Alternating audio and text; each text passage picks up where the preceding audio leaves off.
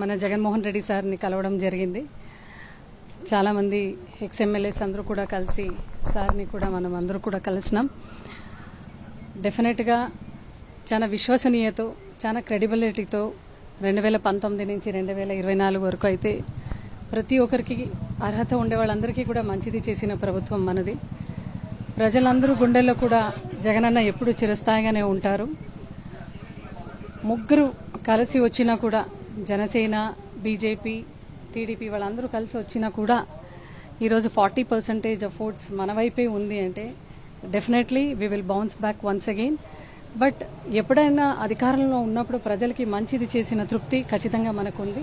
ప్రజాస్వామ్యంలో డెమోక్రటిక్ కంట్రీలో ప్రజాస్వామ్యం అనేది పెద్దది కాబట్టి ప్రజలు ఇచ్చిన తీర్పుని మేము గౌరవిస్తాం.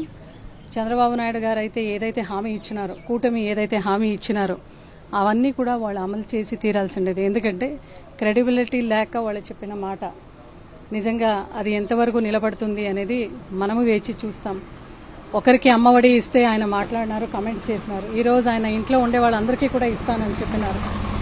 ఫ్రీ ఆర్టీసీ బస్ అన్నారు, ఆడపిల్లలందరికీ కూడా 1500 అన్నారు. అదేవిధంగా సిలిండర్స్ ఫ్రీ అన్నారు. వాళ్ళు ఏదైతే హామీలు ఇచ్చినారో అవన్నీ కూడా ఎంత మాత్రం వరకు అమలు చేస్తారని కూడా మేము ప్రజలందరూ కూడా వెయిట్ చేసి చూస్తాం. ఇంకేమి జూన్ కూడా స్కూల్స్ ఓపెన్ అవుతున్నాయి.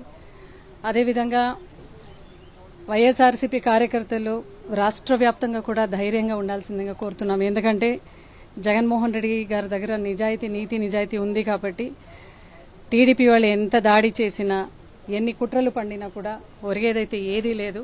మనము కూడా రాబోయే రోజుల్లో చూస్తాం వాళ్ళు ఏది చేస్తారో, వాళ్ళు ఏది అమలు చేస్తారో లేదు అనేది.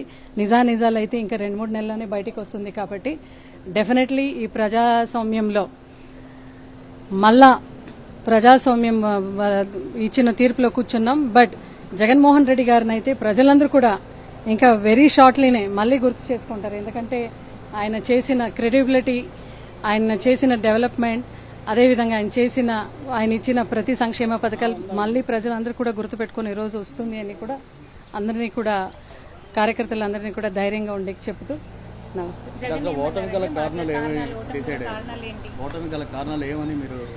ఇంకా 2 రోజులైంది కాబట్టి ఖచ్చితంగా అందరూ కూడా సమావేశాల్లో కూర్చుంటాం, మాట్లాడతాం, డిస్కస్ చేసుకుంటాం.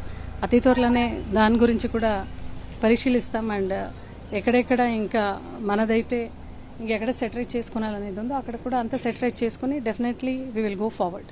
జగన్ ఏమన్నారండి సమావేశంలో?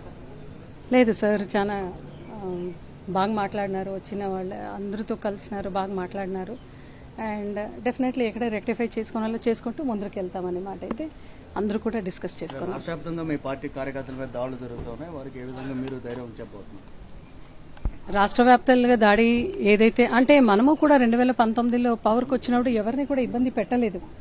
మేము ఎవరిని కూడా ఇబ్బంది పెట్టలేదు. అది జగనన్న పరిపాలన కూడా ప్రజలు చూసినారు. ఇప్పుడు కూడా ఎక్కడెక్కడ దాడి జరుగుతున్నాయో వాళ్ళందరినీ కూడా ప్రతి నియోజకవర్గంలో కూడా ఇన్ఛార్జెస్గా ఎవరైతే ఉన్నారో వాళ్ళని ఆదుకుంటాం. ఖచ్చితంగా టీడీపీ వాళ్ళందరికీ కూడా హెచ్చరిక అయితే జారీ చేస్తున్నాం. ఎవరు కూడా మన కార్యకర్తల జోలికి వస్తే మాత్రము నిజంగా వాళ్ళు ఇడిచిపెట్టేదైతే ఉండదు. ఖచ్చితంగా న్యాయ పోరాటం వరకు మేము చేసుకుంటామని చెప్పుకుంటున్నాం.